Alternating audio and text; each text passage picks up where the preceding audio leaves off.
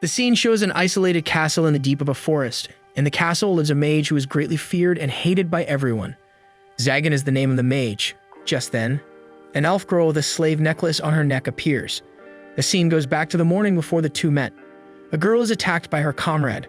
Before the man approaches her, the girl slaps him on the face and his fake skin comes off. The man then cuts her dress open with his blade. It turns out the man wants to peel a virgin's face. Hearing this, the girl realizes that her fake comrade is actually a mage. However, as he wants to execute his plan, a man appears from behind and stops him. The man is shocked to find Zagan, and he notices that he has entered Zagan's territory. Zagan then crushes the man's head, killing him in an instant. Meanwhile, the girl faints as she has never seen blood that much. Seeing the unconscious girl, Zagan intends to use magic to fix the girl's dress and remove the blood stain. Meanwhile, her memory about her fake comrade being a mage still exists. As Zagan notices the girl is wearing a cross on her neck, he realizes the girl is a person from the church, which becomes the enemy of a mage like himself. Although he will be accused of being the perpetrator for everything that happened, he feels it doesn't matter because he is used to it. Zagan performs a magic circle, but then he notices that his magic circle is being hacked by someone. He knows that the person who did this is his fellow mage, Barbatos. Even though Barbatos looks evil, he is the only friend Zagan has. Thanks to this man, we also know that Zagan is a mage who only cares about buffing magic power for himself. Zagan even becomes famous because he is very apathetic towards those around him and doesn't even care about others. Barbatos looks at the girl and feels that she has quite strong magic, and he asks his friend to leave her to him, which Zagan flatly refuses. As Zagan is about to leave, Barbatos stops him. When they discuss the lifespan of the mages, Barbatos starts talking about the demon lord Marcosius. It is told that there are 13 demon lords in this anime, and one of them is the demon lord who died at the age of 1,000 years. Although feeling annoyed with Barbatos, Zagan asks him what he wants to say. Barbatos then tells Zagan that a great auction will be held around Keanoids. It is also said that several valuable items will be auctioned, and one of them is the demon lord Marcosius' legacy. Interested in the said legacy, Zagan decides to go with Barbatos. Barbatos walks like Zagan and promises that he will give him girls in return. Zagan refuses his offer because he thinks that girls are bothersome. Just then, they spot several knights who look busy. Zagan is curious about them and is informed that it has something to do with the girl's kidnapping incident in the city. Moreover, Barbatos tells Zagan that he has become one of the suspects. Zagan finds it ridiculous because he thinks that the idea of making sacrifices for magic is a troublesome thing.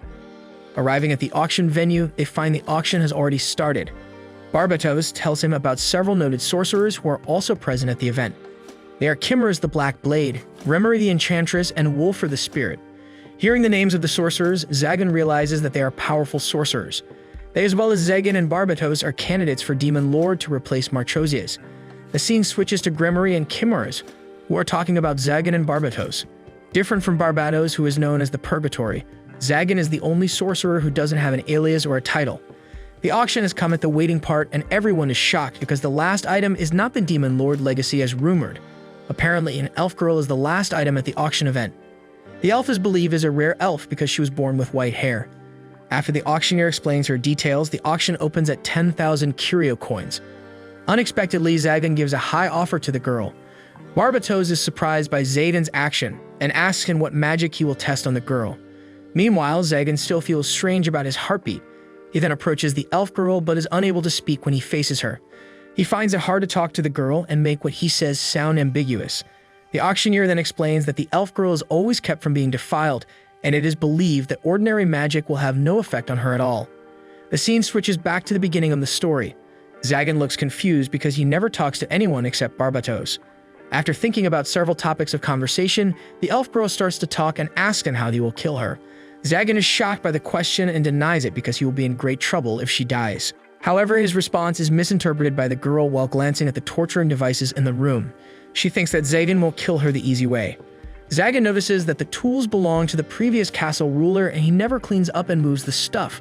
Running out of words, Zagan decides to introduce himself, but he also has difficulty when he wants to ask the girl's name. After mentioning her name, Nephilia asks Zagan to call her Nephi. Although Zagan already knows her name, he still finds it strange because Nephi doesn't have a surname like elves in general. But he is later shocked by Nephi's confession. Zagan blushes when Nephi convinces him that she is a virgin. Same with Barbatos, Nephi also thinks that Zagan will make her a sacrifice or a specimen. Zagan denies it and makes Nephi wonder why he bought her.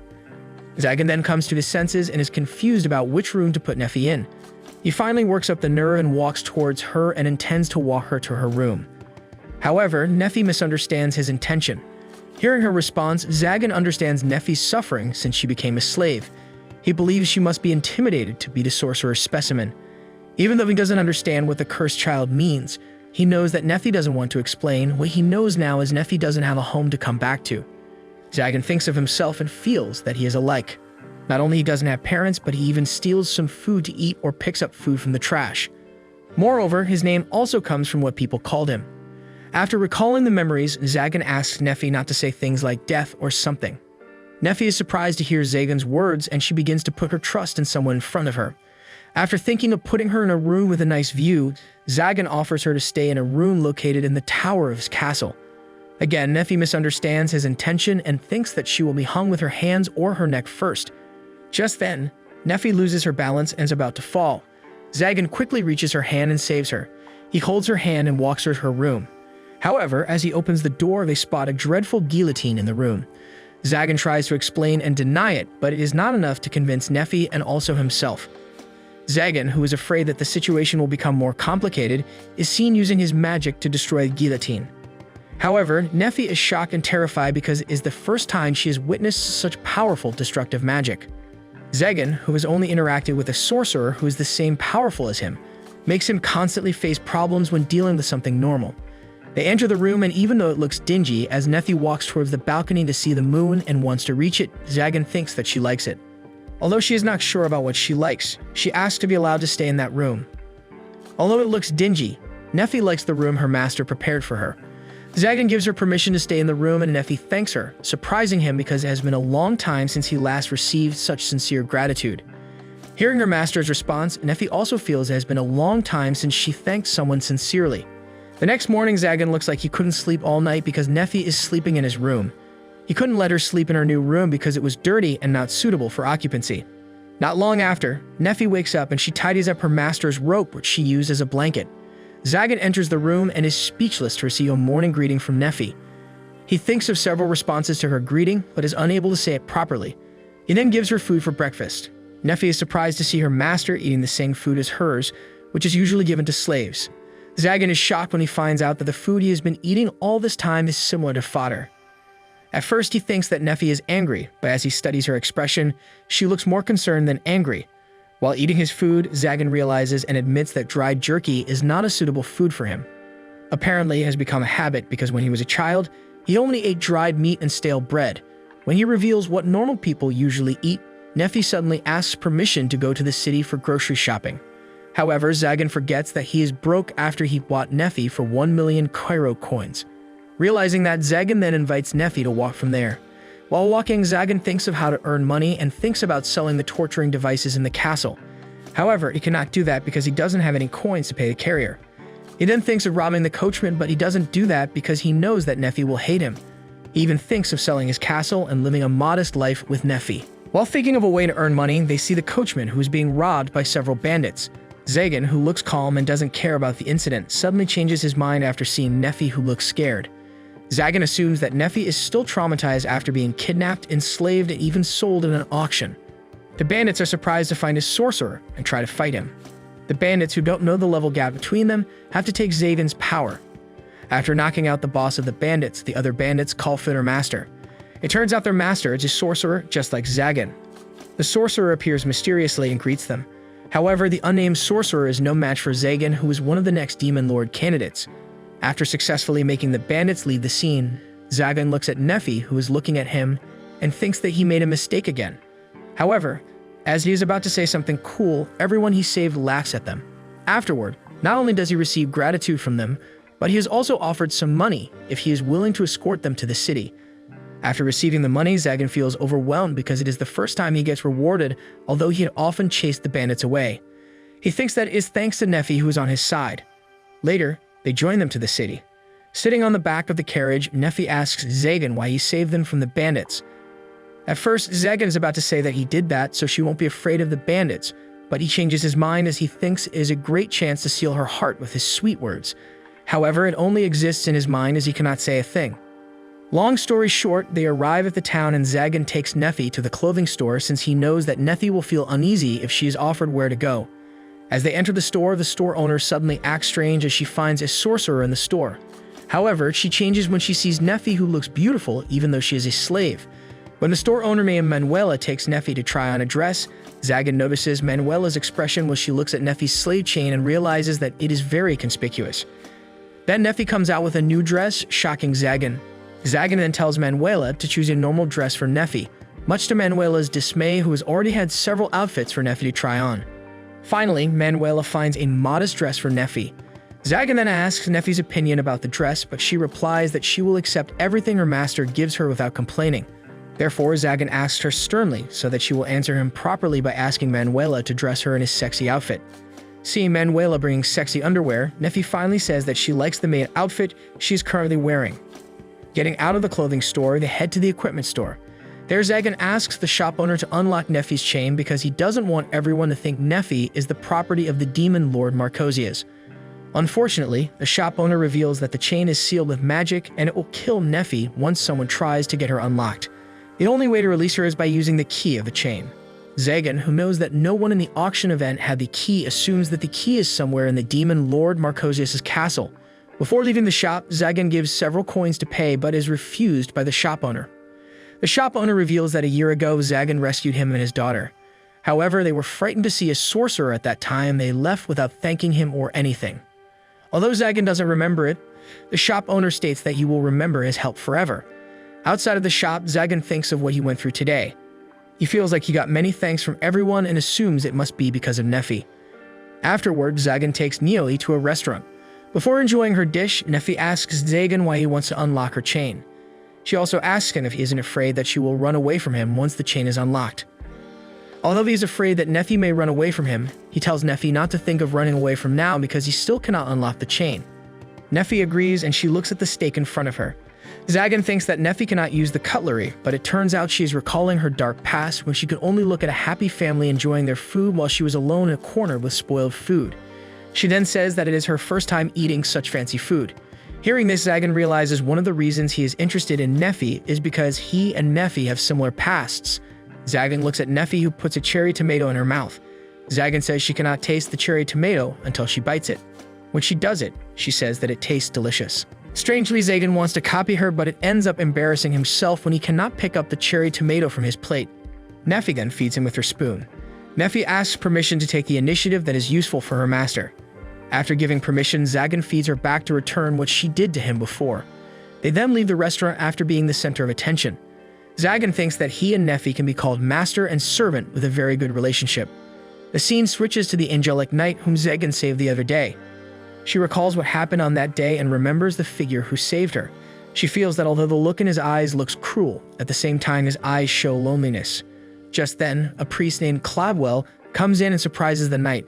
Cladwell states he has found the person behind the current girl's kidnapping incident and he suspects Zagan the sorcerer is the perpetrator. The knight tries to deny it, but Cladwell believes that the sorcerers are evil and he doesn't even care, although Zagan is not the culprit. Feeling it is not right, the knight offers herself to investigate the case. The scene switches to Zagan, who has a nightmare. He wakes up from his nightmare and finds Nephi waiting for him. She tells him that his breakfast is ready. Zagan is surprised to find Nephi waiting for him until he wakes up. Meanwhile, Nephi feels like it doesn't matter because she can look at her master's face while he is sleeping. In the dining room, Zagan is surprised to see the room has changed and it looks vibrant and extravagant. Zagan spots 2 loaves of bread and asks Nephi when they bought the bread. However, Nephi replies that she baked the bread. Just then, Zagan notices Nephi's ears twitching, indicating she's feeling happy. After learning that Nephi only prepared breakfast for him, Zagan offers to share his bread. Nephi replies that she also prepared only 1 chair for him. Unexpectedly, Zagan quickly asks her to sit on his lap and have breakfast with him. Although feeling shy, Nephi obeys her master's order. Zagan then feeds her even though he knows that Nephi is currently enduring her shame. In return, Nephi feeds him a spoon of soup and Zagan comments that it feels warm. Zagan quickly explains that it is the soup and Nephi says the same thing, although she hasn't tasted the soup. The scene shows Nephi coming to her master's in the library. She asks him what he is studying and he replies is magic. Nephi comments she has guessed it, but because she doesn't understand the pentagram her master drew, she asks her master about that. Hearing this, Zagan assumes that the elves' magic is different from the sorcerer's magic. Nephi then explains that it is because she is an elf who cannot use magic at all. In his monologue, Zagan regrets that because Nephi has a larger amount of mana than other people.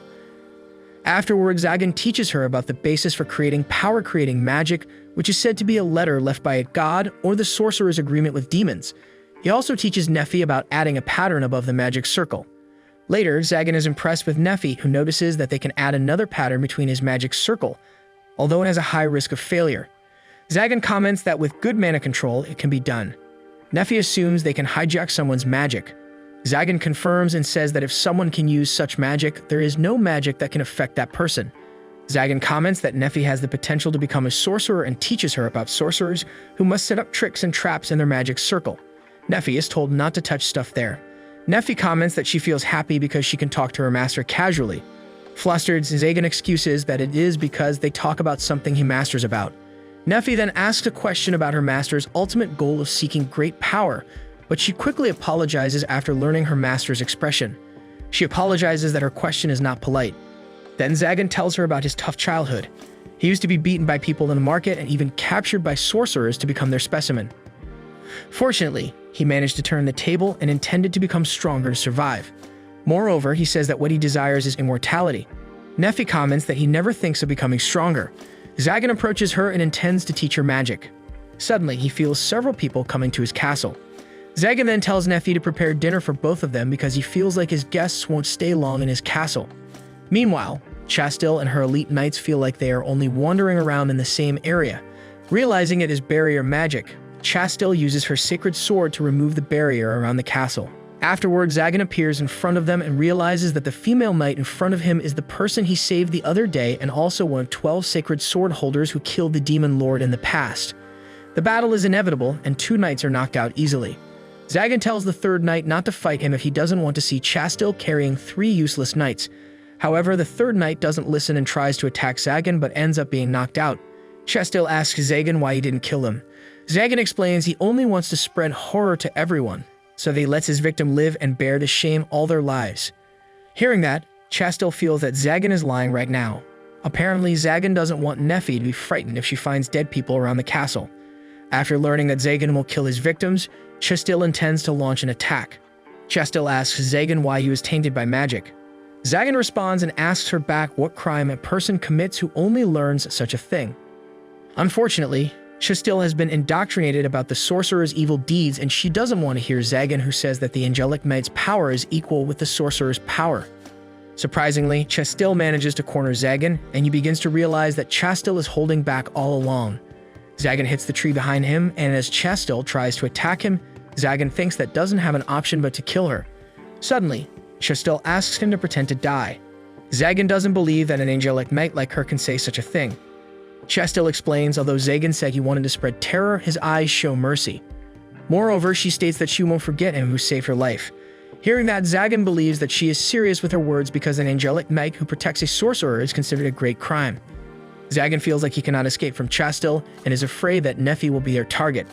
Just then, Nephi comes out of the castle and makes things more complicated. One of the knights throws a spear toward her, but Zagan quickly jumps to save her, and he ends up injuring himself. Zagan pulls the spear out of his hand and tells Nephi he is fine.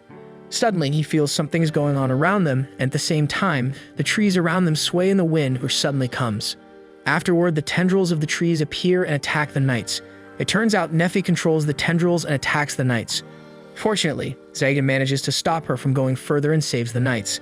Zagan is impressed by Nephi's real power, which she showed previously. Later that night, Nephi treats Zagan's wound while Chastil and the knights left the castle.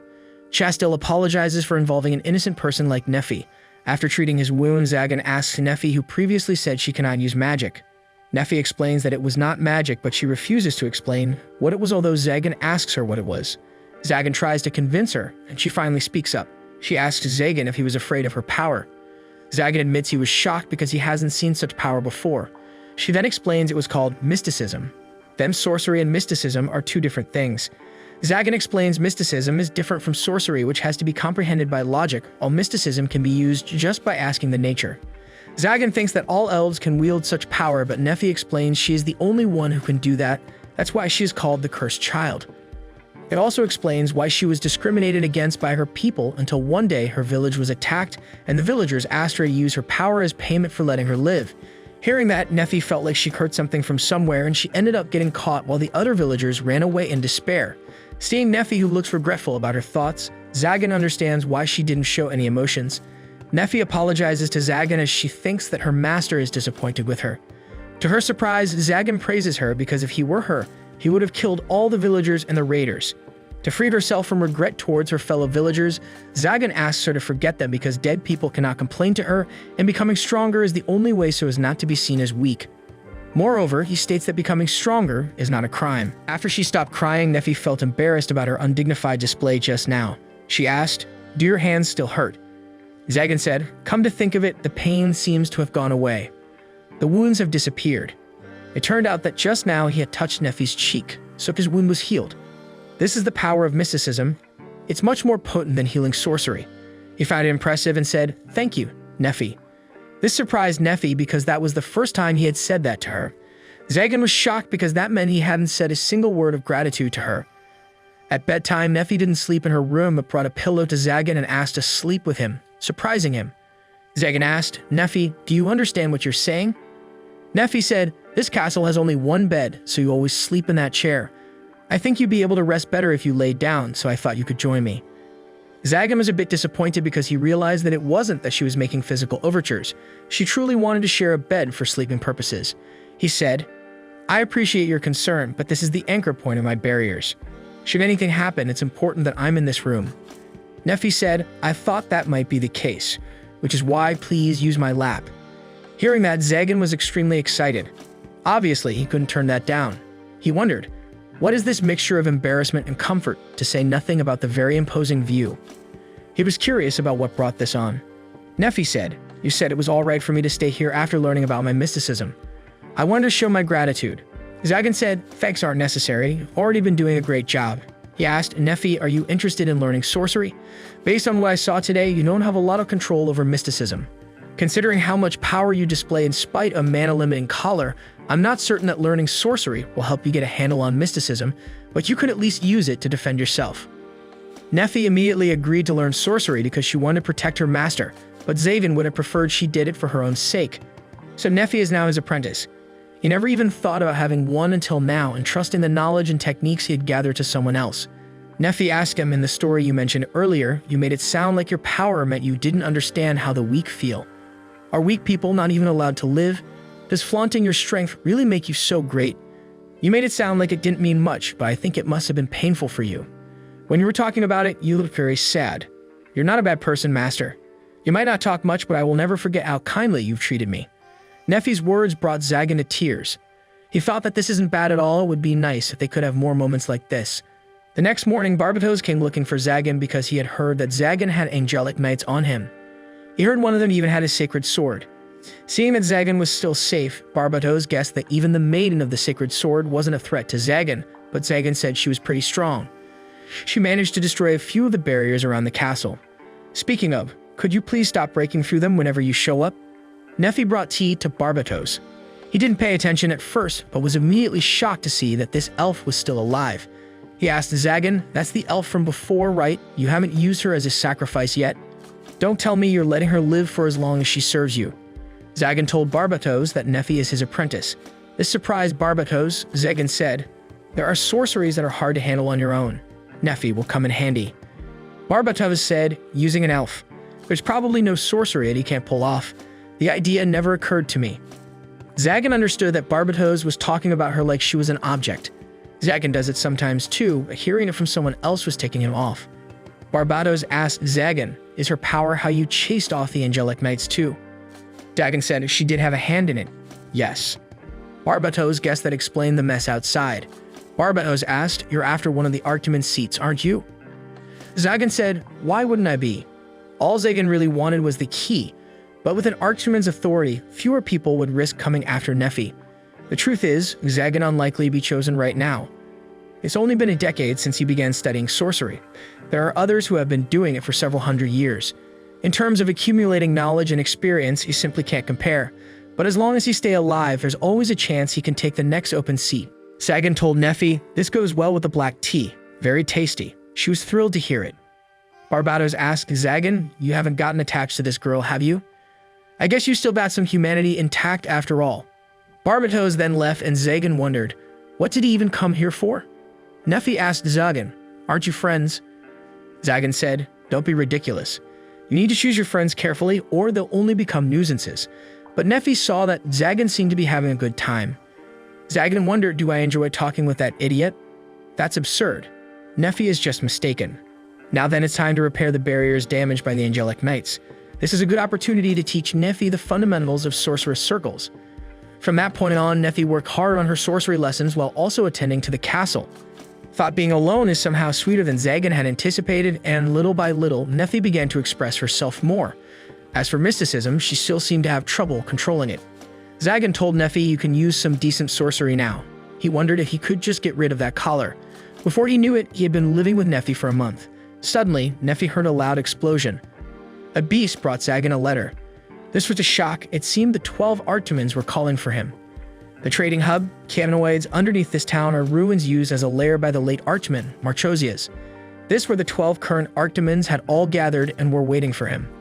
The question was, what did they want? Zagan stepped inside and felt incredible pressure from the 12 Archdemons. One of them said, I had heard you were young, but you're an actual child. Interesting, the youngest to ever be chosen, then. Zagan felt like throwing up from the pressure and the intensity of their mana. Forget being in the sights of a snake. It felt like he was in one's stomach already. These are the apex sorcerers, the Archdemons. He said to them, was I summoned just to be gawked at? Because if so, does that mean I can go? They laughed and said, you've quite the nerve to take that tone with us. Let's spare the pleasantries then. Sorcerer Zagan, you have been chosen to be our 13th comrade, an Archdemon. This is the Archdemon brand that Marchosias left behind. Taking the sea of an Archdemon is the process of acquiring one of these emblems. Zagan wondered, what the hell is that emblem? The density and quantity of mana is absurd, and I'm going to inherit it? I can feel a similar power from everyone else here. I see, so being an Archdemon isn't just a title you earn. Considering the kind of power they wield, I can see why ordinary sorcerers are powerless against them. They asked, what's wrong? Something not to your liking? Zagan said, not really, other than this doesn't make much sense. There are sorcerers much more powerful than I am. They said, a natural doubt to have. Your power is still insignificant, but despite that, there is no witcher who can kill you. The first sorcerer you killed, Andrus the Accursed, was by no means weak, and yet despite that, you were able to turn the tables on him, taking his life and all his knowledge. How is it that an 8-year-old boy was able to strike down a sorcerer who had earned his second name? You were able to learn his sorcery with a single glance. Not just that, but you grasped its function in that single moment. That is why you were able to construct completely unique sorcery. Your sorcery is worthy of all. Your talents? Worthy of resentment. Should you decide to take from others, none would be able to stop you. Should you decide to kill, none would be able to survive. Should you crave it, all others would have little choice but to surrender their sorcery to you. The tyrannical power fitting for an Archdemon. In time, you will become the greatest sorcerer in all history, which is why you will be made an Archdemon now, despite your fledgling status. All is for the sake of knowledge, all so that we may master sorcery. Zagan said, if what you're saying is true, that'd mean I could take from all of you, wouldn't it? They laughed and said, indeed, but mind yourself, boy. Know that we could take much more from you than you would be able to take from us. An Archdemon's wrath is nothing as simple as destruction. It is an erasure of all things you have ever known, be they man, material, or memory, until your very existence is no more. That is the nature of the beings you face, and the nature of what you will become yourself. There will be no peace and no tranquility, from the shadows of sorcery into an even darker abyss, a pitch-black void where not even a single ray of light will penetrate. That is the world that is calling to you. Zagan already knew all of this. From the moment he became a sorcerer, the moment he was forced to become one, he knew a normal life was out of the question. The final destination for a sorcerer is one of two outcomes: become one of them or die in obscurity. Turning back was never an option. He wondered, can he really drag Nephi into that darkness? They were waiting for Zagan's answer. Zagan said, there is something I want. If I can have it, then I'll accept. They asked, what is it you wish? They accepted Zagan's wishes, so Zagan humbly accepted the position of Archdemon. Let us welcome our new company, Archdemon Zagan, and let us grant him his second name. Afterwards, Zagan returned to his castle with a thoughtful expression. He's been on a road where there's no turning back but Nephi. She's finally got a chance to live something similar to a normal life. He told Nephi that he's become an Archdemon. He showed her the mark of the Lords of Sorcery. Other sorcerers have to obey them. They stand at the top of the rest. As part of his appointment, he's obtained all of Marcosia's property, which means he can remove the collar. The collar was removed. He said, "As an Archdemon, I have no more use for you. Please leave." Zagan's words shocked Nephi. Nephi woke up and wondered, why is she here?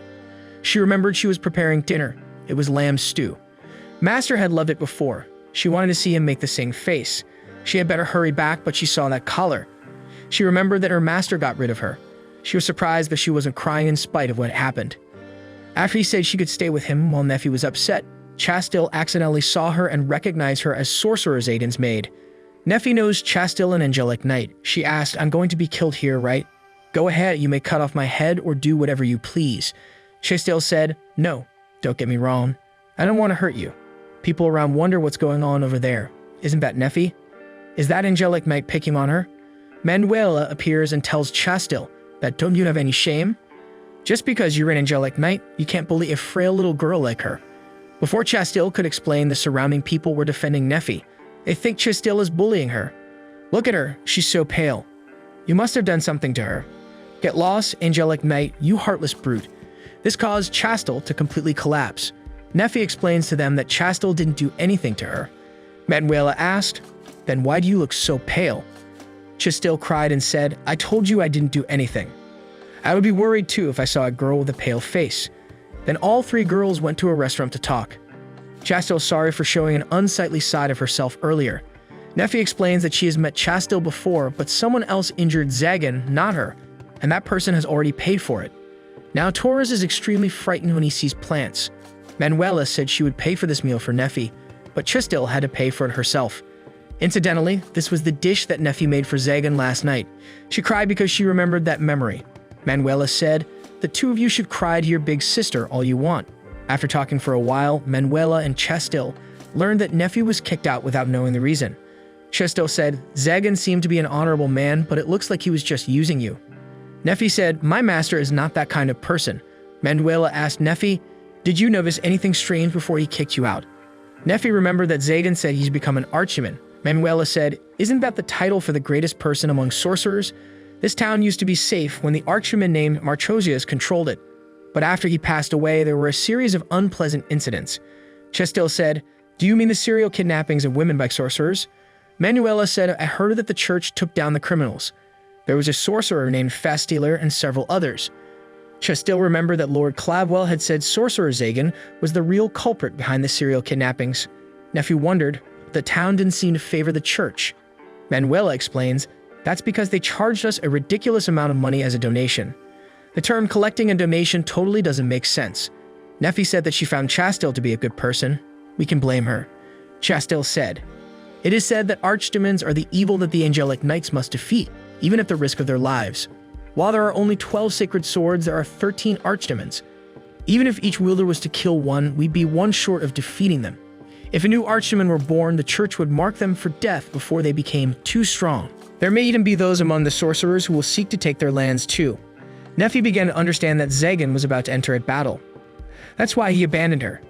Chastil asked Nephi, "Do you think Zagan would work with other sorcerers to perform kidnappings and sacrificial rituals?" Nephi said, "Absolutely not.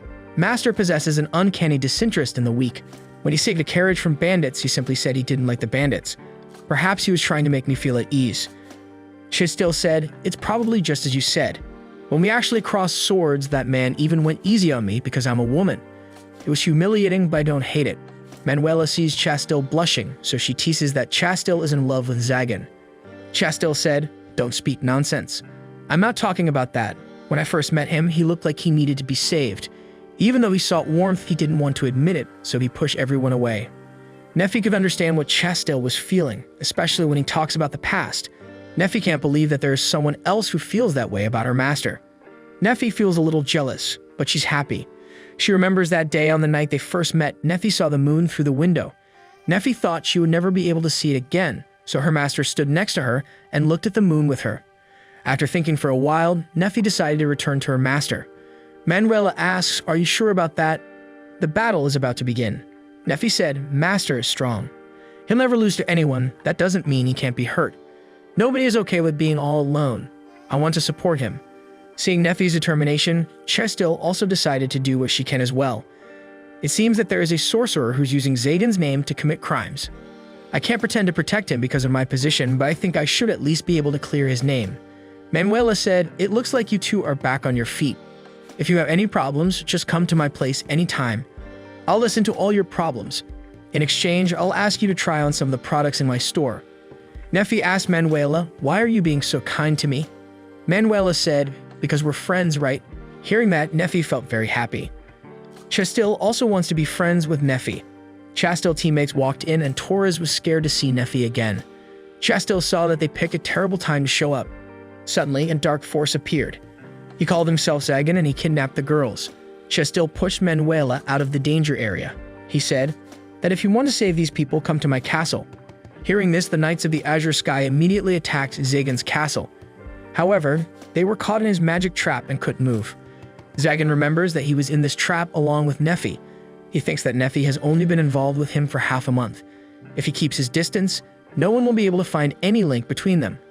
The Kyanoids people had accepted Nefi with open arms. She would be able to live a peaceful life there, unrelated to sorcerers and the church. The knight said, "We don't care what happens to us, but please spare Lady Chastil's life." She said that you weren't the culprit behind the kidnappings, and she went as far as opposing the cardinal to find the real culprit. It's fine to at least spare her, isn't it? Zagan said, "I don't get what you're saying." Manuela appeared and landed on the knight's head. She tells Zagan that Nefi and Chestil have been kidnapped. Please, you can save them, right? Zagan is thinking if he goes out to help her, everyone will know about their relationship. And if that happens, she won't be able to avoid the church. Then Manuela asked him, "Why are you hesitating?" Nefi was just about to return to you, you know. She said she wants to be with you, that she wants to support you. Do you soccer players really don't have emotions? And why were you so nice to her? Zagan feels it hurts far more than any attack he's ever been struck by. Nefi wanted you to come back even after he said something so cruel to her. Zagan thanks Manuela. Thanks to her, his head is now clear. You're right. Sorcerers are through and through utter trash. They'd only ever think about themselves. They think of others only as mere tools. They think that life just sprouts up out of nowhere. That's right. Sorcerers just have to think of their own interests. Nefi belongs to me. I'll make a bloodbath of anyone who messes with her. I don't care about dirtying my hands or if the existence of a sorcerer is tainted. I simply have to protect her, even though I have to devote all the authority and mana of an Archdemon to the cause. I'm going to go save Nefi. Zagan asked Manuela, "Are you coming?" Manuela said, "Of course, she's my friend." The knights also want to go with him to save Chestil. Manuela told Zagan they're swallowed by a shadow. How do we find them? Zagan said, "No problem. I know very well who the culprit is." At this time, Chestil and Nefi are tied up in a cave. These collars and handcuffs seal sorcery. Unlike the one Nefi had on before, it doesn't seem to have any complicated tricks. She tried using her mysticism to destroy them, but it's useless. She doesn't have enough natural elements for her to make use of it. It turns out the person who kidnapped them was Barbatos. Nefi asked, "Barbatos, are you not a friend of the master?" Barbatos said, "I never thought there'd be anyone who thought of sorcerers that way. Do you know a man called Andrus the Accursed? Zagan was the first sorcerer who killed him, and I was his disciple. Don't get me wrong, avenging a master is not what a sorcerer does. If Zagan hadn't killed him, I would have done it sooner or later. But the castle he's living in, the money he used to buy you, and even his wisdom were mine to take. I can't just sit back and watch him steal everything from me, right? For starters, I've been trying to get the church to take care of him for me, but it's not going so well. My minions all got caught so easily too, and the ones I sent to fight Zagan were easily beaten too." Chestil understands that Barbatos is the one behind the kidnappings. She asked, "Did you do something terrible in order to bring down Zagan?" Barbatos said, "Of course not. It was the face peeler who suggested the sacrifice. We needed to perform a major ritual. To the 12 Archdemons, I need to show them that I am the next Archdemon. That's the only way to beat the other candidates. I was in trouble when I lost my sacrifices, but now I have you with the mana of a white-haired elf. I can open the door." Nefi told Barbatos that perhaps it is pointless because her master has already succeeded at Archdemon. That's why he dismissed me. This shocked Barbatos. Now he extremely hates Zagan. He pulled Nefi to a magic circle he had prepared. He prepares to sacrifice Nefi. Chestil told him to stop and said, "If you're going to sacrifice someone, use me instead." Barbatos said, "Chestil, even if you don't insist, I'll use you for something else later. I need the best tool for this ritual." Nefi remembered that tool. "That's what I've been called my whole life, but Master never once called me a tool. I will survive and return to Master's side. Even if he scolds me and turns me away, I will stubbornly stay in the castle. I'll cook for him, let him sleep on my lap, and do everything that makes him happy. This doesn't hurt at all. It's nothing compared to when he told me to leave. I belong to Master. I don't want to be touched by the likes of you. Just as Barbatos was about to use magic on her, Zagan appeared. Zagan said, "Well said, Nephi. I'd expect nothing less from my apprentice." Barbatos wondered why Zagan knew this place. Zagan explains that my suspicions began when that fast-titular sorcerer showed up. I didn't think someone who begged for their life after encountering me would be capable of penetrating my barrier, and only one person came to mind when I thought about who might be making a habit of getting through my security. Barbatos is the purgatory, that's what they call you. Purgatory refers to the realm between heaven and the underworld. Applying that concept to your sorcery, you create pocket dimensions which help you specialize in transportation and summoning. You're even better at it than me. And just like the Face Stealer, you showed up after the Angelic Knights paid me a visit like you were checking on the outcome. I'd have to be crazy not to suspect something then. Barbatos said, "So you knew all along and you still have the nerve to serve me tea." Zagan said, "I was curious about what you were planning. Now more importantly, you've hurt Nephi." He immediately attacked Barbatos' arms and legs. Zagan broke Nephi's chains and asked her if she was in pain. Nephi cried and said, "You looked a lot more hurt than I was, Master. I don't know what happened to you. If you say you don't need me, I should probably accept that. But if you have been hurt, then I know you're not okay. Please don't be alone, Master." Barbatos said, "Hey Ashhole, I'm not dead yet, so don't think you've won." He cast the spells, but nothing happened. Nephi wondered what was going on. Zagan said, "Do you remember me describing the theoretical ultimate sorcery before? Adding circuits to a casting circle from the inside to overwrite the sorcery? There's actually a little trick that makes it possible. If you use the exact same casting circle, you can override it from the inside. By doing that, the spells will undergo something like a harmonic cancellation." Zagan was shocked and said, "Is this the power of Andra's legacy?" Zagan said, "If Andras could manage something like this, he would have never died. The first time I used sorcery, I was 8 years old. When he captured me, Andras the Accursed made a casting circle. I remembered what it looked like and secretly drew it on the palm of my hand. With no other tools available, I used my own blood. Looking back now, it was a childish idea. An amateur shouldn't be able to imitate sorcery just by copying its form. But when I got caught trying to escape and was about to be killed, it must have been a fluke. A miracle only possible because I enacted the same sorcery in only a fraction of a second." Barbatos was extremely angry and cast a series of spells, but Zagan neutralized them all. He completely collapsed and said, "Some of those were sorceries you couldn't possibly have seen before, and you were able to override all of them in an instant." Zagan said, "If that was your best shot, even an amateur could manage it with the right timing. If you want to call yourself a sorcerer, you've got a lot of room for improvement. Improving sorceries that resonated with me instead of simply reacting to them was my first research project as a sorcerer, and ever since, I've been cooped up in the castle by myself, never talking to anyone, not even my urchin friends from my days on the street. None of them came looking for me either, and yet you kept showing up no matter how obvious I made my annoyance." Barbatos said, "I could have killed you at any time. I was just curious to see what a brat like you was doing in there." Zagan said, "Then let me show you.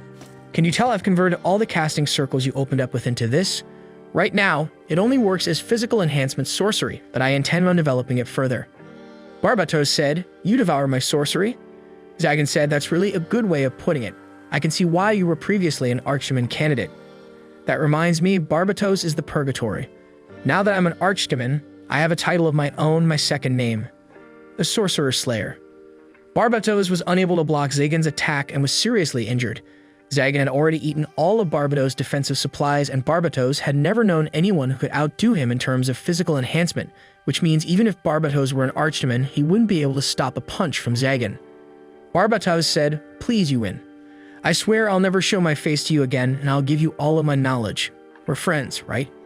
Zagan said, "Can a sorcerer even conceive of that idea?" He punched the ground to scare Barbatos and said, "I'm just playing. No need to panic. I mean, I guess I could kill you, but that would mean not being treated to good liquor anymore. I don't have a good eye for the stuff myself." Barbatos said, "Are you showing me mercy?" Zagan said, "I believe this kind of thing is called confidence." This hurt Barbatos' pride. He said, "If you let me live, I swear I'll kill you. I guarantee until I see you dead, I'll never give up." Zagan said, "That's fine, as long as drinks are on you every time I win."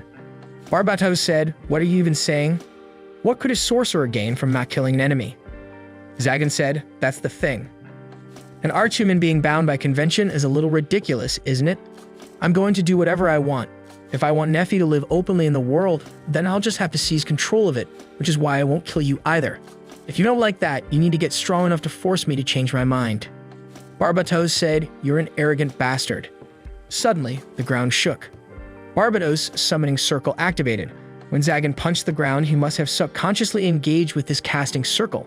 Zagan asked Barbatos, "What were you trying to do here?" Barbatos said, "I was planning on summoning a true demon." Zagan said, "Demons? They're said to have existed in this world in ancient times before leaving it.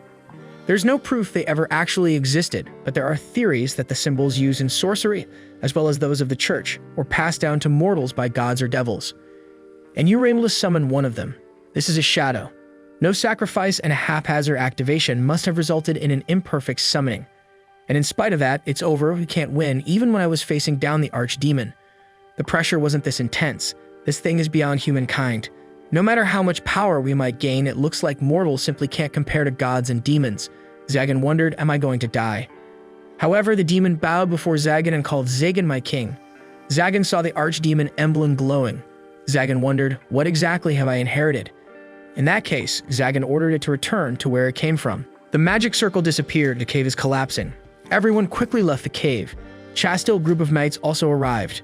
Torres said, "Listen, our priority is ensuring Lady Chastil and the citizens are safe. It's not like we're aiding and abetting some wicked sorcerer." The knights then took Chastil away before returning home. Manuela told Zagan, "You two need to work this out." Zagan asked Barbatos, "Do you want to keep fighting?" Barbatos said, "After what I just saw, what the hell could I do? So what now? I bring you some good booze and you let me off the hook." Zagan said, "Make sure it's quality stuff." Barbatos left, leaving the couple confused. Zagan didn't know what to say to Nephi. Nephi said, "Master, I would like to remain at your side. I want to be with you." Zagan knew he had hurt Nephi, so he knelt down and told Nephi, "I'll never leave you alone again. I swear to protect you. So I want you to call me by my name, not master, not a slave or my servant or my apprentice. I want something else for us. You belong to me and you always will forever until one of us dies, no even after that." Zagan wondered, "Why can't I say something as simple as I love you?" Nephi was so happy that she cried. Nephi asked Zagan, "Could you please put this back on me? I want it because it's what keeps us connected." Zagan understood Nephi's wish, so he accepted. It's a bit imposing for an engagement ring, but you suppose this still makes them. Nephi asked Zagan, "What exactly is our relationship if I'm not your slave, servant, or apprentice anymore?" Zagan wondered, "I wish I knew. Could someone please tell me?" Meanwhile, in town, everyone is talking about a new Archdemon, who is the sorcerer that lives in the lost woods with the scary face. A villager said, "I heard he saved someone from some brigands." Chimerus and Gremory are listening to people talking about the new Archdemon. It seems that Zagan is very loved by the surrounding villagers. Gremory told Chimerus that I had thought you were certain to be the next Archdemon. Meanwhile, Chastil refuses to lead the hunt for the 13th Archdemon Zagan. He saved her life twice. She cannot betray that. She told Cardinal Clabwell that, as I've established, he was not involved in the string of kidnappings. He is innocent. Cardinal Clabwell said, "You defend a sorcerer?" Such words carried grave weight. In that case, Chastil Lilfist, you are hereby relieved of your position as an angelic knight indefinitely. Chastil did not ask for forgiveness. That man never once strayed from what he believed in. She wants to be able to do the same. As a commander of angelic knights, Chastil hereby relinquishes her sacred sword. When she was given the power of the sacred sword, she was proud to use it to protect people, but at some point she was simply doing the church's bidding, unable to swing a sword of her own accord anymore, which is why this is for the best. Chastil, please don't look so forlorn, Lord Clavel said. The sacred swords choose their wielders. For one of the chosen to be punished like this, it would ordinarily be unthinkable. Old though I may be, I will find a way to resolve this. A certain man is headed here, the most terrifying of the sacred sword wielders, Raphael Harendel. I'm sure you've heard the rumors of what a ruthless individual he is. I can only imagine why he is coming. Chastil understands that if the dread angelic knight is arriving at a time like this, the only thing that comes to mind is that he's coming to purge her as an apostate. Meanwhile, Zagan is learning about the brand of an archdemon and the entities known as demons that exist somewhere in the world, and the fact that one of those demons bowed down before that brand. He's been looking into it for the 2 weeks since. No clues have turned up among the materials he took from Marcosia's castle. Nephi suddenly walked in quietly, trying to surprise him. She wanted to blindfold him, but her arms were too short. She sees that Zagan has been looking exhausted from all of his research lately, so she was trying to cheer him up. However, even though Nephi's plan failed, Zagan still found her adorable. Nephi has finished preparing today's lunch.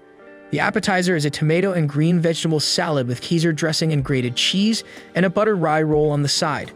The soup is a consomme with oatmeal, and for the main dish, sautéed lamb. Zagan sees that she's got more new recipes.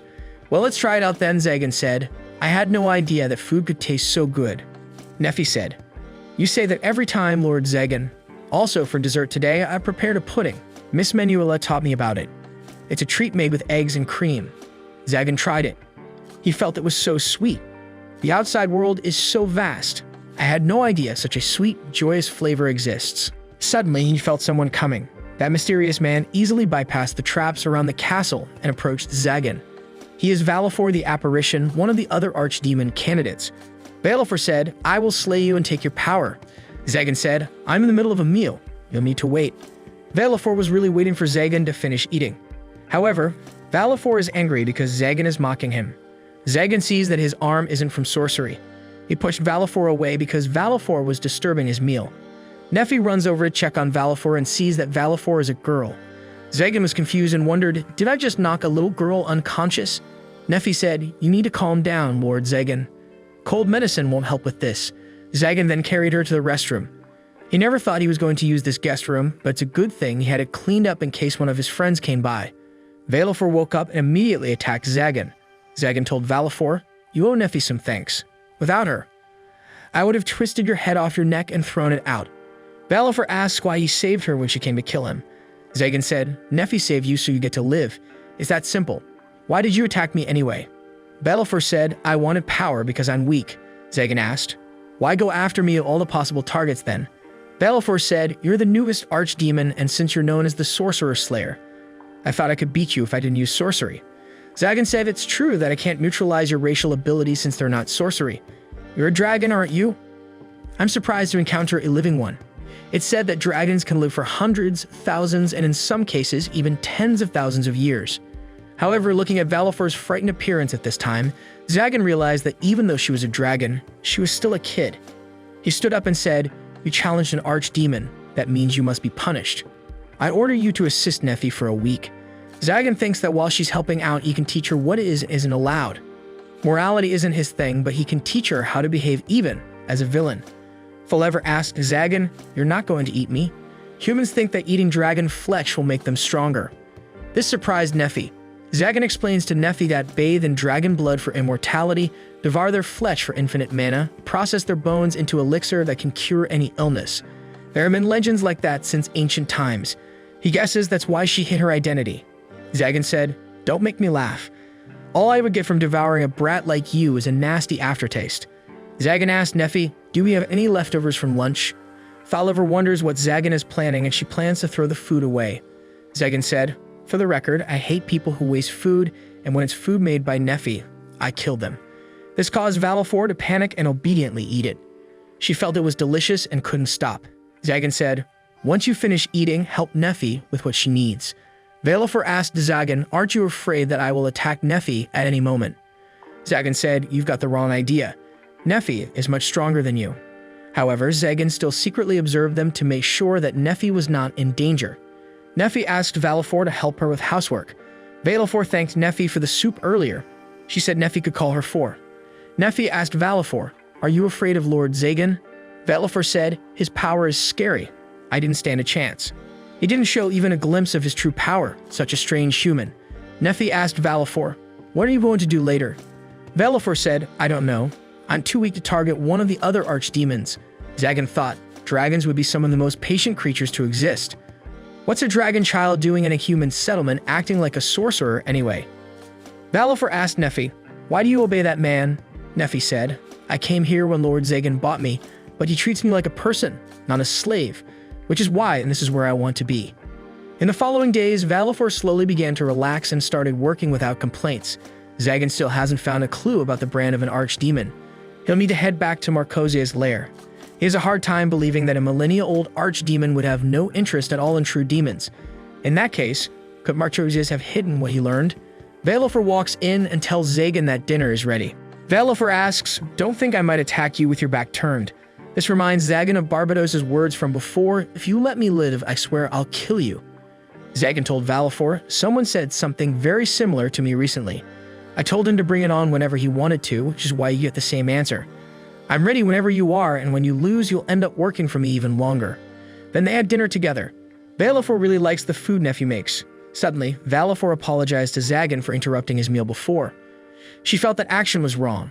Zagan also sees that she'll be fine now. He told Nephi that, "I'm thinking of taking Valifor to investigate the Archdemon's castle." Valifor said, "Are you crazy?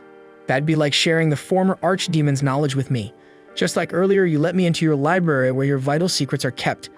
Didn't it happen to you? I might steal them." Zagan said, "I don't really care. Go ahead. I consider techniques and knowledge things that are meant to be stolen. I killed and stole the knowledge of this castle's original owner anyway. It doesn't matter how long-lived you are as a dragon or how skilled of a sorcerer you are.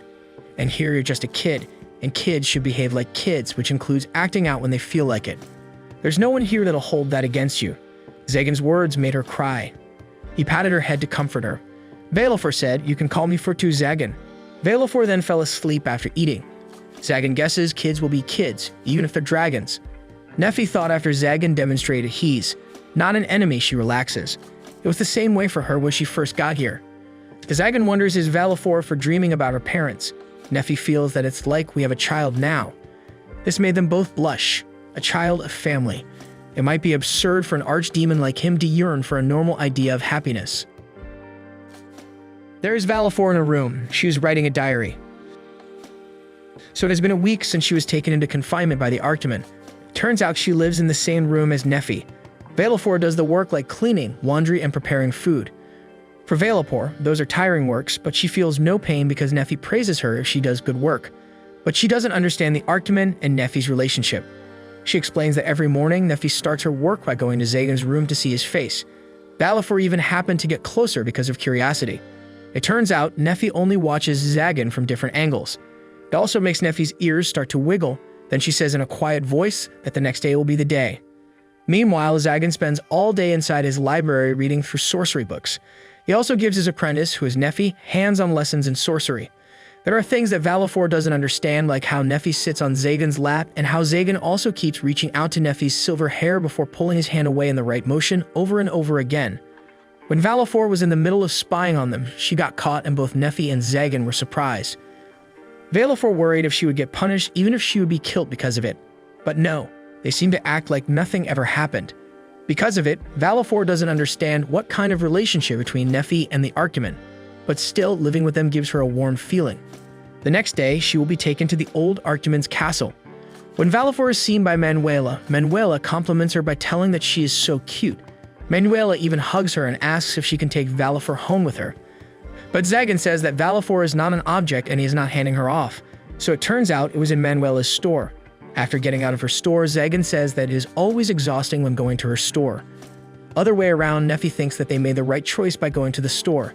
It is because Valifor seems to love the outfit they just bought. Not so long after that, Valifor thanks Zagan for that. Soon, she holds Zagan and Nephi's hands together. In Zagan's mind, he questions what is the feeling that he feels at the moment, since it is different from how he cares about Nephi, but oddly warm. Zagan quickly assumes that it is a protective instinct, realizing that Zagan thinks if Barbatos hears that, he will be worried about Zagan's head. Then there is Chestil. She thinks she is such a fool because she had to return her sacred sword and she can't wear anointed armor. She thinks that her withdrawal will cause a major delay in the manhunt for Zagan, but she feels compelled to do it and wonders why. She doesn't intend on getting between Zagan and Nephi, but she wants them to live peacefully. Furthermore, she will be honored if they will remember her once in a while. She thinks that Zagan will be a good father too, but in the middle of her overthinking, she meets Zagan along with Nephi and Valifor accidentally. Seeing Valifor, she thinks she is their daughter and is so shocked to know it. Surely Zagan and Nephi are shocked too. Quickly, at a high tone, Zagan tells Chastil that they don't do things like that yet. Not so long after that, Valifor asks who she is. Hearing the question, Zagan agrees with Valifor's question instead and asks who she is. It makes Chastil feel bad and she introduces herself after that. Zagan explains it is because Chastil dresses differently so he can't notice her. After that, there are 3 cerulean knights that are chasing Chastil. They ask Zagan what he did to Chastil, but because of it, Valifor seems uncomfortable and wants to attack them. Zagan forbids her because Nephi has a lot of friends there and a fight will lead to casualties. Then the three Cerulean Knights take Chastil because Cardinal Cladwell is calling her. She is also asked to worry more about herself. Seeing that, Nephi asks Zagan if Chastil will be alright, but Zagan says at least she gets plenty of support and other people she can count on. Meanwhile, in his mind, he thinks if he gets involved, it will make her position more precarious. After that, Zagan asks Valifor if the three Cerulean Knights did something to her. But Valifor asks back if a sorcerer really needs a reason to hate the Angelic Knights. Deep down, Zagan hopes that the incident doesn't lead to more trouble. Then there is a scene about Zagan taking Valifor to the Archdemon's castle. Valifor is amazed when seeing it because she can't believe there is a building like that underground. After that, Zagan explains that it is probably constructed on the surface and Marcosias most likely used sorcery to lower it down. Not so long after that, Valifor says that she thinks dragons used to live in the castle. It is because of the shape of the castle and she can smell it. It makes Zagan ask if she can find anything connected to dragons inside the castle. When they start to get into the castle, Valifor asks something she is seeing. It turns out to be a kind of golem or chimera, a creature that is created by sorcery. They continue to walk, but then again, Valifor asks about a casting circle. Zagan doesn't get it, and Valifor tells him that it's got draconic patterns. Zagan himself doesn't know, and Valifor feels she finds it out for him. After that, Zagan asks her about the function, and she says that it hides the door. While Valifor tries to open it, Zagan notices that Nephi's face turns red and her ears wiggle. Zagan assumes that she is jealous because he patted Valifor's on the head, and he is doing the same thing to Nephi at the moment. But they get caught by Valifor, and it makes Zagan act awkwardly. In the next scene, they go downstairs from the hidden door. It turns out there are so many books there. Zagan then says that their goal is to gather any books that have accounts of demons or the Archdemon crests. When Zagan is looking at a book, suddenly Valifor asks him if he can read people's minds. Zagan only wonders. It turns out Valifor asked it because he can get what Nephi wants without asking it to her. She tells him that she is jealous, but he tells her that he thinks she can tell what people want if she lives for 1,000 years like Marchosias. Hearing that, she asks him if she still can live with him, and he says that he won't stop her if she tries to leave. After that, Valifor is looking at the book titled The 12 Sacred Swords. Zagan quickly grabs the book, and he notices that the Archdemon crest and Sacred Swords scripts come from the same source. In other words, if he learns more about Sacred Swords, he can find out about the Archdemon crests. Meanwhile, Chastil tells Sir Raphael Harendel that it is her pleasure to make his acquaintance. Sir Raphael also notices that she is the maiden of the Sacred Sword. So he knows that she had been relieved of duty for defying orders, but he praises her for her good looks. After that, he straightforwardly asks her how many sorcerers she has slain. She replies that she doesn't believe that to be a number to boast about. Because of it, one of the knights warns her to speak more carefully. Sir Raphael only responds with his laughter, because it's been a long time since he has met anyone who dares to talk to him like that. Not to mention that she's the first woman who did it, but after that, he tells her that she can take the honor with her to the afterlife. The knights quickly protect her. Luckily, Cladwell comes at the right time. Cladwell tells him that he has a duty to protect the knights. Then Sir Raphael asks if Cladwell confiscates the woman's sacred sword. He also explains that sacred swords choose their wielders, and as long as that chosen person lives, the sword cannot be used by anyone else. That is why he thinks he should relieve Chastil of her head. In the middle of an argument between Sir Raphael and Cladwell, Chastil tells Sir Raphael that if they wield their swords on their own whims, then they are no better than thugs. Actually, Chastil's words make Sir Raphael angry, and he shows his sword to her. Then Cladwell asks her to talk to him. It turns out Cladwell returns her sword to her. He isn't even sure that it is the right thing to do or not, but he has faith that she will find a way to overcome the tribulation. Not so long after that, she thinks that Sir Raphael was manipulating the sword back into her hands, and she wonders why. In another scene is seen that Barbatos is laughing at Zagan because he actually lives with a little girl. When Zagan asks him how he knows about it, he says that there have been rumors around town about Zagan kidnapping some brat. Zagan is about to leave because he doesn't like Barbatos' attitude, but Barbatos tells him that he will treat him. Then Barbatos asks about her, even asks him if she is his second apprentice. Zagan then tells him that she is someone that Barbatos knows. At first, Zagan thinks that Barbatos will never guess it right because Barbatos thinks of someone else earlier. But after that, Barbatos brings up a topic about Valifor who raided his place the other day. He even talks about the giant guy in the mask and a rumor that he is a dragon, but Zagan just tossed him out anyway. In the end, Barbatos doesn't think that the little girl is Valifor since he asks again who the little girl is. Barbatos also laughs when Zagan tells him that he adopts her. Then Barbatos informs him about Sir Raphael, the sorcerer hunter who has killed 499 sorcerers. He tells him that he will be the 500th one. Hearing that, he thinks that it is odd that a person kills that many sorcerers. But Barbatos says that there is a rumor that Sir Raffel ate a dragon. It makes Zagan remember what Valifor said in the past, that humans think that eating dragon flesh will make them stronger. It also explains why Valifor hates the Angelic Knights. After that, Barbatos says that he just wants Zagan to meet up again and cozy up with him. When Zagan asks Barbatos what he really wants, he only answers Marchosia's estate. Quickly, Zagan refuses his wish because Zagan knows that Barbatos will hide anything he doesn't want Zagan seeing. In the middle of conversation, someone that looks like Sir Raffel comes to the small bar. But exactly at that time, Zagan is asking Barbatos what Sir Raffel looks like. When Barbatos is explaining it in detail, the one who just came is indeed Sir Raffel, and he comes to them angrily. It is seen that Barbatos is shocked to see Sir Raffel, but Zagan seems calm. The bar girl is also scared of Sir Raffel, even she faints. After the people in the bar run away, Barbatos attacks Sir Raffel, but Zagan stops his sorcery. Still, Zagan responds to him calmly. He tells Barbatos that he spoiled Zagan's drink instead. Barbatos wonders of Zagan's calmness. He asks Zagan if he is just gonna let Sir Raffel carve him up. Zagan explains that he doesn't think that Sir Raffel comes to fight. Then Zagan asks Sir Raffel about his intention. Sir Raffel tells him that the new Archdemon seems to have a good head on his shoulders. Deep in Zagan's mind, he doesn't really have anything to say to the Mountain of Man. Then the father of the bar girl asks Barbatos if his daughter is gonna live. Barbatos has no idea about, but is trying to save her by doing the healing sorcery, even though Barbatos isn't really good at it. Hearing their conversation makes Zagan wish to sit there. Zagan notices that the girl just faints and doesn't need any sorcery. After that, Zagan asks Sir Raffel again. He calls Sir Raffel with Dragon Slayer. Sir Raffel tells him that he hears that Zagan has been tangling with one of his fellow knights. That is why Sir Raffel wanted to get a look at Zagan. Zagan realizes that what Sir Raffel means is Chastil. He then answers that he must not look very remarkable compared to Sir Raffel. It makes Sir Raffel laugh and says that Zagan looks every bit the villain the rumors suggest. Then Zagan brings up a topic how Sir Raffel has a hobby of killing sorcerers. He asks directly to Sir Raffel if he doesn't mind that there are 2 sorcerers there. But Sir Raffel explains that all he has ever done is snuff out embers that risk becoming an inferno. Zagan doesn't believe what Sir Raffel told him. Then Sir Raffel asks Zagan to assure that Zagan happened to fight Chastil before and whether Chastil is strong enough to pose a threat to him. But Zagan has no idea. He adds that Chastil was more formidable than anyone he has ever fought before. Hearing that, Sir Raffel has a conclusion that she is a serious threat to the church. Furthermore, Sir Raffel explains that she objected to the hunt for Archdemon Zagan.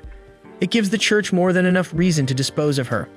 Hearing that makes Zagan surprised. He thinks Chastil is such a fool since of all awkward positions to put herself in, while she could have just pretended to go with the flow. Not so long after that, Sir Raffel leaves. Suddenly, Zagan realizes that Sir Raffel just wanted to confirm the link between Chastil and Zagan. It is because Sir Raffel is looking for justification to strike her down. When Sir Raffel is about to leave, Zagan calls him and tells him that Chastil has her share of friends in the town. Those people would mourn her death, and the town is Zagan's territory. Unexpectedly, Zagan threatens Sir Raffel if he steps out of bounds, Zagan will make short work of him. It makes Sir Raffel laugh. He tells Zagan that Zagan is actually how he imagined. Sir Raffel adds that it is kind of evil the church would dedicate its resources to snuffing out. After Sir Raffel leaves, Barbatos tells Zagan that he doesn't like it. He then tells Zagan to chase the old timer down and kills him. Zagan just responds to him by saying to get going. It makes Barbatos surprised and mad. He assumes that Zagan tells him to die. Zagan admits that he does want Barbatos to die, but Zagan explains that it is not what he meant. The fact that Zagan wants Barbatos to die makes Barbatos speechless. Then Zagan tells him to check on Chastil, because he can use his teleportation sorcery. Barbatos then tells Zagan that Chastil is an angelic knight too, so Barbatos assures him that he is serious about helping her. But Zagan asks him to get going. It makes Barbatos think that Zagan is weird, and Barbatos is sure that Zagan will regret it later. After that, Barbatos leaves with his sorcery. In an instant, Zagan realizes that Barbatos leaves without paying the tab. Zagan thinks even though he was the one who sent him away, but at the moment he feels like Barbatos got one over on him. Zagan is going back home. He thinks that Nephi is asleep at the moment, but it turns out Nephi is still awake and greets him. Zagan tells her that she could have gone to bed first, but Nephi asks him to be quiet because Valifor is falling asleep. So Valifor insisted on waiting for Zagan and fell asleep. Nephi tells Zagan that she works hard for the day. Valifor helped Nephi to carry all of the books we took from the Archdemon castle to the library. She did it because she wanted the books to be read by Zagan soon. Nephi bets Valifor was really happy when Zagan told Valifor that she could stay with him for 1,000 years. Then Zagan tells Nephi that anyone the dragons can share the time with must seem really precious since the dragons live extremely long lives. Zagan also notices how Valifor felt when she lost her parents. For that, Zagan thinks that he should get rid of Sir Raphael before he encounters Valifor.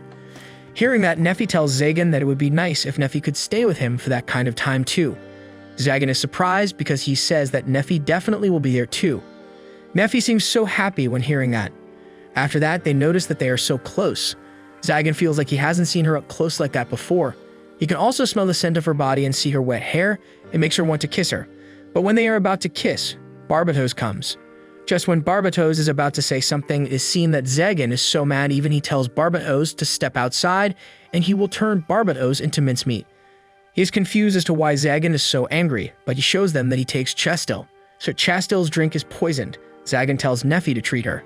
Because of it, she moves and leaves the sleeping Valifor. But it makes Valifor awake.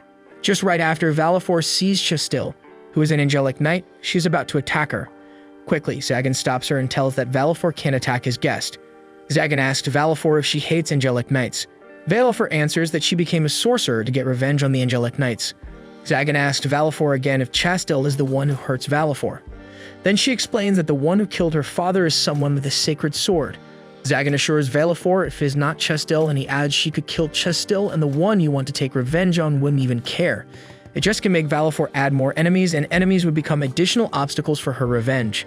Valifor is angry and asks what Zagan knows. Zagan then tells her that revenge is about making her targets suffer endlessly and making them beg for death. So when Valifor is satisfied, she kills the enemies, and that is when her revenge is complete. Zagan adds that simple revenge will not give Valifor any solace. It makes Valifor ask Zagan if he ever did a revenge before. Zagan answers that he did it, but he failed, because he killed the enemy in an instant and doing it will not make him feel any better. Valifor finally understands. It is seen that Chastel just woke up. She questions where she is, and it turns out Zagan is in the room. He tells Chastel that she is poisoned and Nephi treats her. Not so long after that, Chastel remembers that she is summoned with a letter with no sender listed. Then she met someone from the church and mentioned a reconciliation faction, so they wanted coexistence and living together. But Chastel says that she has never known such a faction existed. Not to mention that the person never showed her his face. His reason is to be safer. But she says that she felt like she recognized him from somewhere. The person asks her to join him, but he told her it didn't need to be at the moment. He also told her to call Orobus in case she needed help. When she assured that it was his name, he answered by saying she could say yes or no, but think of it as the name of the church faction's leader. Then she was so confused about her decision, not to mention there is Sir Raphael in the current church. After that, she drank tea, and in an instant Barbatros came. After that, Zagan asks her who could have poisoned her. She thinks it could be Sir Raphael, but she is not really sure. But Zagan tells her it must not be him since he can kill her easily. Chastel is a bit surprised because Zagan knows Sir Raphael. Then Zagan tells her that she can stay at the castle at the moment since she is Nephi's friend. Zagan is about to leave, but Chastel stops him. The fact that she pulled Zagan's robe makes him a bit annoyed. Chastel asks him to stay in her room a little longer. Zagan tells her that she could ask Nephi for that. But it turns out, because Nephi couldn't wake up at the moment, Zagan decides to stay in the room while reading the book, but he turns back the chair. It makes Chastel question herself about what she wants to accomplish and if she wants Zagan to turn her way. But she wants both Zagan and Nephi to find happiness anyway. She concludes that she wants to be part of their happiness, but she wonders in what way that it can happen. But it turns out Zagan makes Chastel as his maid along with Nephi. Chastel can't take it since she only can touch sword, but Zagan explains she lives in the castle not for free and she can earn money because of it. Then Chastel tells Zagan to do it more gently because she feels pressured. But not so long after that, Chastel sees the mad Valifor. Chastel notices that she saw Valifor earlier in town and greets her, but Valifor forbids Chastel to talk with her without cause instead. Even Valifor calls her tailhead. Hearing that, Chastel wonders what she did to Valifor. Valifor leaves and Zagan explains to Chastel that Valifor's father was killed by a sacred sword wielder. He adds that Chastel is not responsible for it and he doesn't expect Chastel to justify herself to Valifor.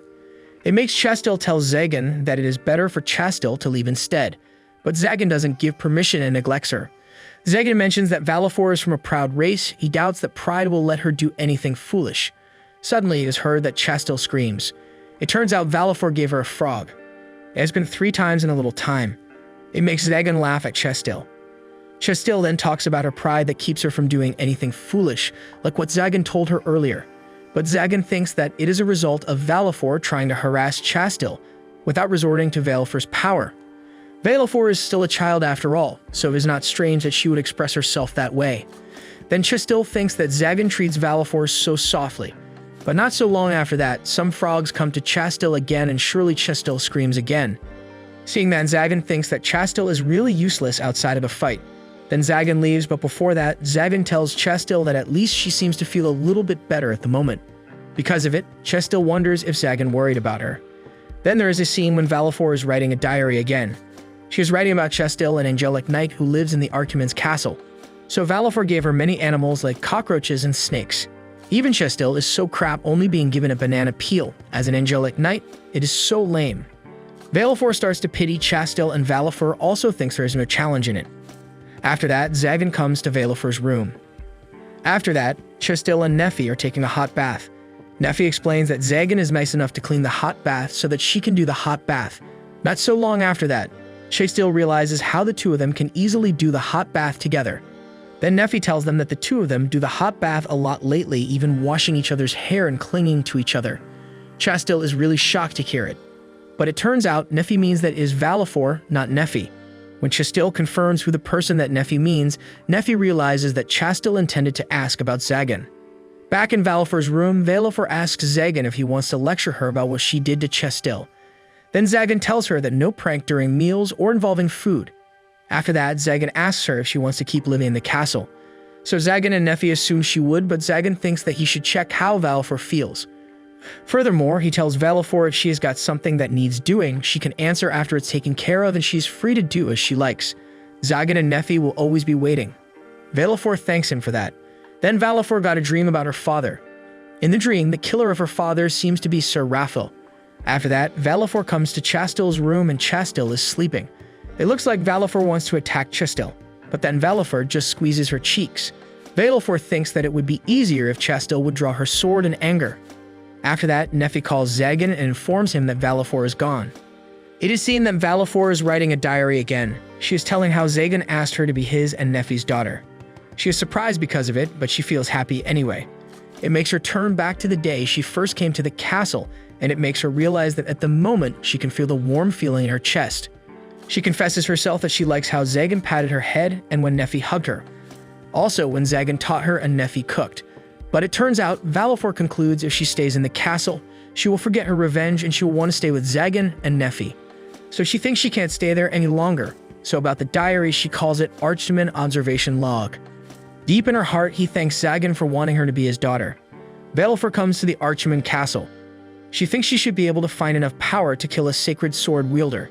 Since she came there before, Zagan arranged it so she could get inside. She is aware if she sneaks in and takes things without him knowing, she will be betraying him.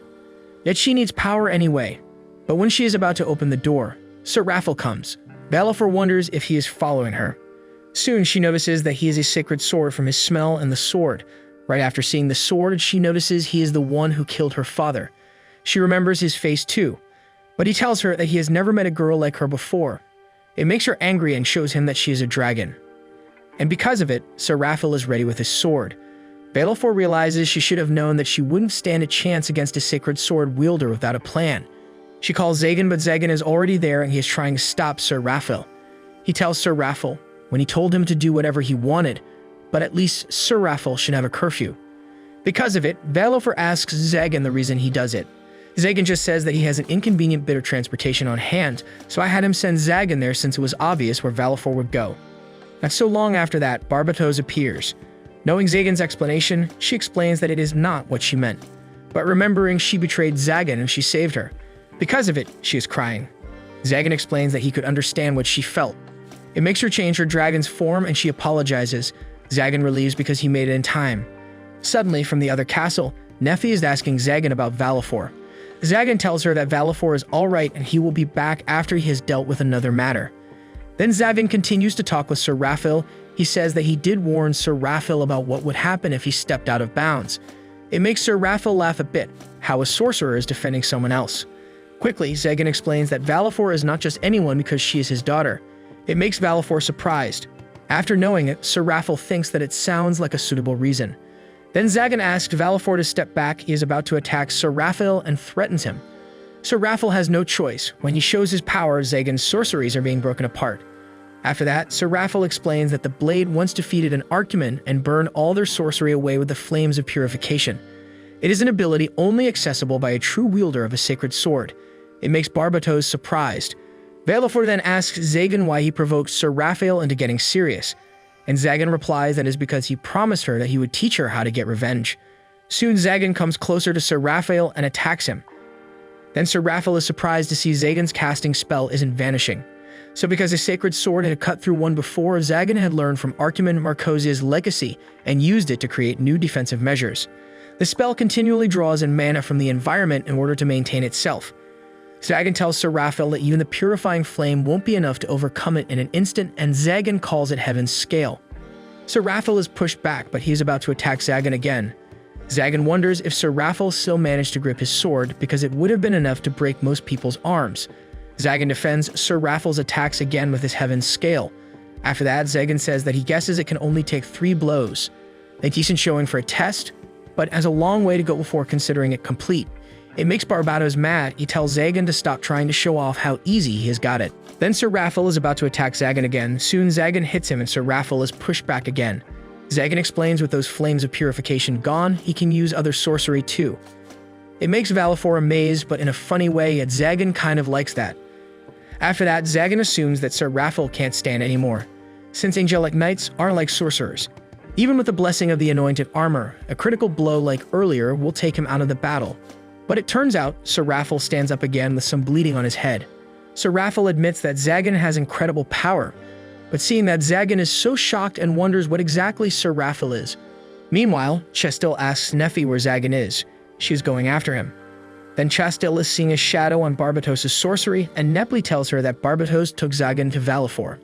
Chastil asks if Valefor is alright, and Nephi tells her that Valefor is alright. But Nephi adds that Zagan is defending Valefor from someone who was attacking her. Knowing that, Chastil just thinks that she should go. But soon, Chastil realizes that it is her fault that Valefor left in the first place. She is overthinking about why she should go, since the church is likely to kill her at the moment. The fact that she sides with the sorcerers just makes her feel pure selfishness. Seeing Chastil, Nephi asks her if she is alright. Then Chastil asks her if she is not going. Nephi explains Zagan told her to wait. After that, Chastil tells her how she envies her a bit.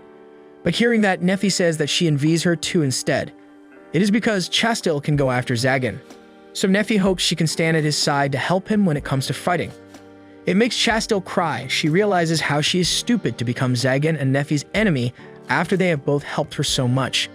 Chastil hopes she can help Zagan too, but she's an angelic knight anyway. Chastil doesn't know what to do, and being poisoned has bothered her more than she thought. Then Chastil explains that she didn't want to turn her blade against Zagan and wanted to fight by his side. Suddenly, Nephi tells Chastil that she knows what to do at the moment. Nephi continues to talk about when they first talked. Chastil said that Zagan seemed lonely to her, and Nephi was kind of envious because she thought she was the only one who'd understand Zagan. But she was happy because it meant there were people out there who could understand Zagan.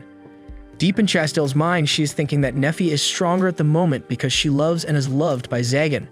Soon, Chastil realizes that Nephi is trying to comfort her, and she wonders why Nephi is doing it. Nephi tells her because they are friends, then Chastil is jumping into the Barbatos sorcery. Back to Sir Raphael is seen that his wounds are healing.